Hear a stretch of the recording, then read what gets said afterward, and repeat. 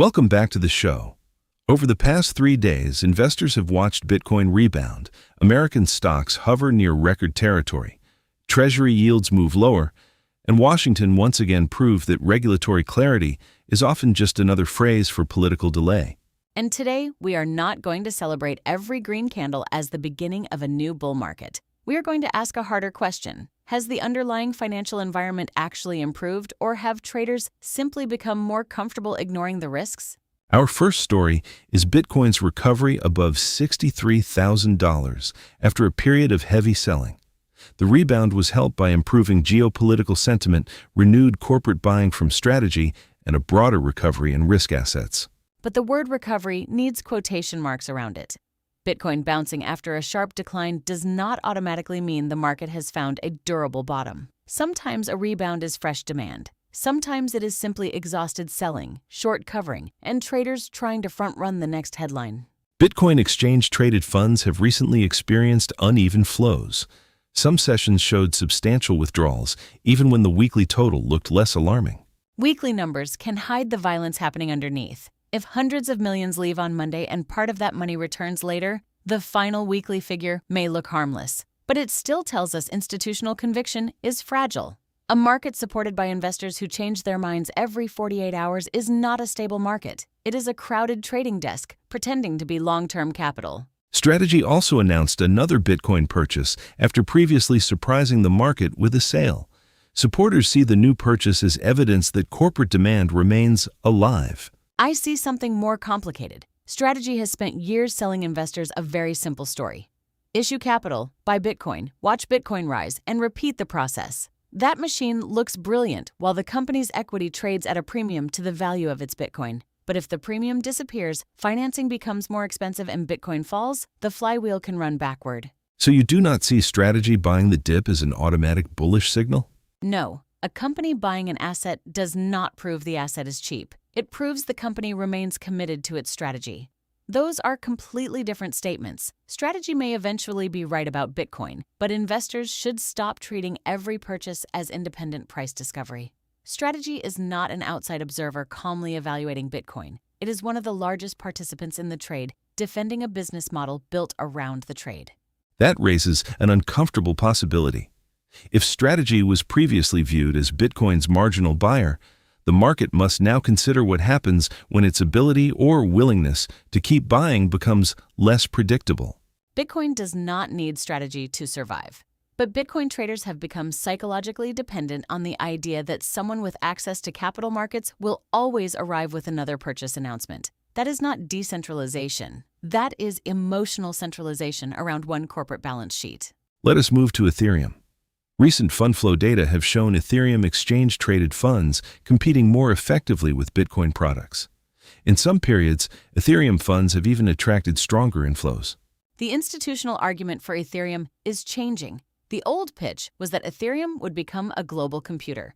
The newer pitch is more practical. Ethereum is infrastructure for stablecoins, tokenized assets, settlement, and financial applications. That is less romantic, but potentially more valuable. Bitcoin sells scarcity. Ethereum sells activity. In theory, yes. But Ethereum still has to prove that growing network activity creates durable value for the asset itself. A network can be useful while its token underperforms. Airlines are useful. That does not mean every airline stock is a good investment. The internet transformed the world, but many internet companies still went bankrupt. Utility is not the same thing as value capture. So ETF inflows are encouraging, but they do not settle the debate. Not even close. ETF inflows tell us that investors want exposure. They do not tell us whether investors understand what they own. My sharper view is that some institutions are buying Ethereum because Bitcoin already feels fully discovered. They are searching for the next institutional narrative, and Ethereum is the most respectable alternative available. That can push the price higher. It does not automatically make the valuation rational. Our second major story is Washington. The Digital Asset Market Clarity Act has been facing a critical deadline before the Senate leaves for its August recess. The legislation is intended to define the roles of the Securities and Exchange Commission and the Commodity Futures Trading Commission. And once again, the word clarity is doing heroic work. The crypto industry has spent years demanding clear rules. Politicians have spent years agreeing that clear rules are important. Yet, when the deadline arrives, the bill is still competing with election politics, ethics disputes, and the normal machinery of Washington delay. Senate leadership previously suggested the bill might not reach the floor before the recess. Its absence from the immediate schedule has made passage during the current window increasingly doubtful. This is not merely bureaucratic inconvenience. Regulation affects where developers build, where exchanges operate, and whether banks are willing to provide services. But the crypto industry also needs to accept some responsibility. For years, many companies benefited from ambiguity. They wanted regulatory clarity when clarity protected them and regulatory freedom when rules became expensive. You cannot demand to be treated like a mature financial industry while behaving as if compliance is an attack on innovation. What happens if the bill misses the current window? The market may initially treat it as bearish, especially for tokens whose investment case depends heavily on receiving a favorable legal classification. Bitcoin is less exposed because its regulatory position is already comparatively established. The greater risk falls on platforms, exchanges, decentralized finance projects, and token issuers living between the SEC and CFTC. Could regulators still act without Congress? They can, but agency rules are less durable than legislation. A future administration can reverse them, courts can challenge them, and businesses may still hesitate to invest. The real cost of regulatory uncertainty is not always a market crash. Sometimes it is the product that never gets launched, the company that moves overseas, or the bank that decides the compliance burden is not worth the revenue. Here's the contradiction. Crypto markets claim to hate government intervention, but prices often rise when Washington moves closer to legitimizing the industry.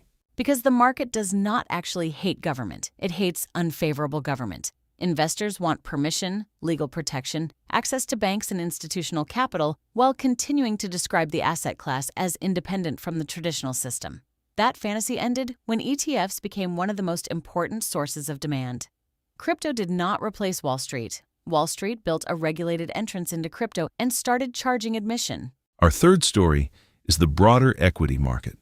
American stocks have remained near record levels, supported by hopes of a geopolitical agreement involving Iran and by falling treasury yields.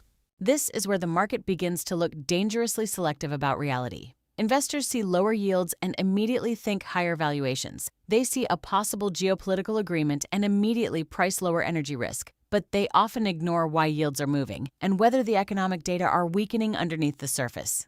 Recent reports indicate that economic growth has slowed while inflation remains above the Federal Reserve's target. The labor market has been relatively resilient, but it is also showing signs of cooling.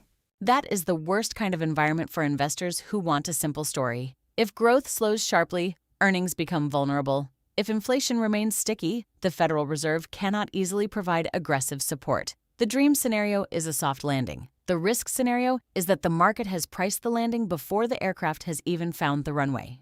Technology and artificial intelligence shares remain central to major stock indexes. Does that concentration make the market more vulnerable? Absolutely. Index diversification is increasingly cosmetic when a small group of enormous companies determines most of the direction. Investors think they own the market. In reality, many of them own the same artificial intelligence capital expenditure cycle through 5 different ticker symbols. If those companies continue producing revenue growth, the concentration looks intelligent. If returns on AI spending disappoint, investors will discover that 5 stocks can still be one trade.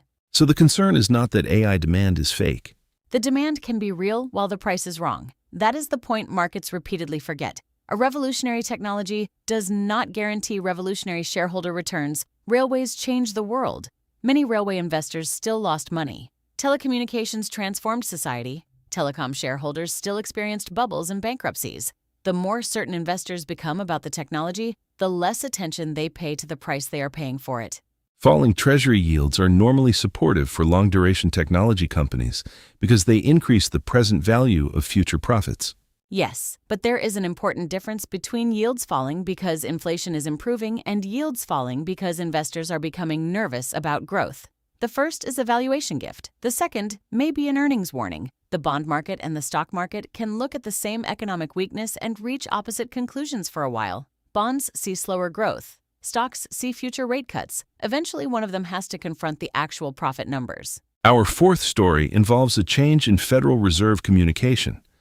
Chair Kevin Warsh has indicated a preference for revealing less about the central bank's reaction function, meaning less explicit guidance about how officials will respond to incoming data. That sounds intellectually respectable. Markets should evaluate the economy instead of waiting for the Federal Reserve to explain every future decision. But removing guidance does not remove uncertainty. It transfers uncertainty from the central bank to investors. Economists have warned that less guidance could make market pricing more error-prone and increase volatility. And they are probably right. For years, markets became addicted to forward guidance. Every press conference was examined word by word. Every sentence was converted into a probability of a rate move. Now the Federal Reserve is effectively telling investors, stop asking us for the answer and do your own homework. That may be healthy in the long term. In the short term, it means larger reactions to inflation reports, employment data, and speeches from individual officials. How does that affect crypto?